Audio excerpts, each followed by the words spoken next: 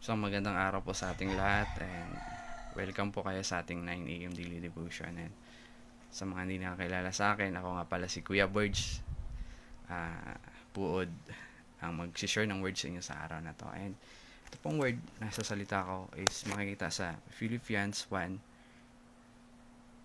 verse 6. Ito po nagsasabi, being confident of this, that he who began a good work in you will carry it on to the completion until the day of Christ Jesus. Amen. Kumbaga, sinasabi ng Panginoon dito na confident siya na kung anong nasimulan niya sa atin, matatapos natin. Amen. Hanggang dumating siya. Pero yung tanong dito, kumbaga, tayo ba confident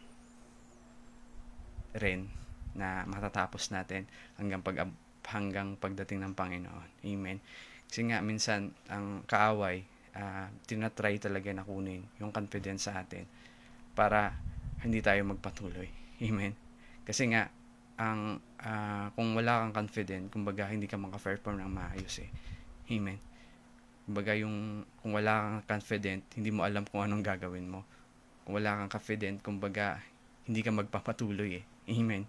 Kasi wala nga yung confident. Pero the moment na meron kang confident sa Panginoon, kumbaga kayang-kaya mo kasi alam mo yung taong confident, alam niya ang ginagawa niya. Amen. Kaya yun, yung kaaway talaga, kukunin niya talaga yung confident natin. Kumbaga, bibigyan na tayo ng maraming problema, bibigyan na tayo ng maraming mga circumstances na hindi natin makakaya para mawala yung confident na binigyan ng Panginoon sa atin. Amen. Kaya yun, kumbaga, tinatry talaga ng kaaway na hilahin tayo. Pero dito, pinipinpoint ng Panginoon na kung ano mang nangyari sa buhay natin, confident pa rin tayo. Dapat maging confident pa rin tayo sa mga haharapin natin. Anumang bagay na haharapin natin is confident pa rin tayo sa mga promise ng Panginoon. Confident pa rin tayo sa ating relasyon sa Panginoon. Kumbaga, confident pa rin tayo sa sa kapangyarihan ng Panginoon na may magagawa ang Panginoon. Amen. Confident lang po tayo, mga kapatid, kasi sa mga naranasan natin ngayon, sa mga bagay-bagay nangyayari sa buhay natin ngayon, kumbaga kung wala pa yung confident na yon nagagaling sa Panginoon, di na lang natin alam kung anong mangyayari sa buhay natin. Amen. Pero the moment may confident ka sa sarili mo na mayroong magagawa ang Panginoon, aasahan mo talaga, kapatid, na mayroong magagawa ang Panginoon. Amen. Asahan mo talaga mag-work ang power ng Panginoon the moment na may confident ka, confident na mayroong magagawa ang Panginoon. Amen. Kaya hindi ko na talaga pahabain ng word na to. Baga gusto lang ng Panginoon na i-remind tayo na confident lang tayo.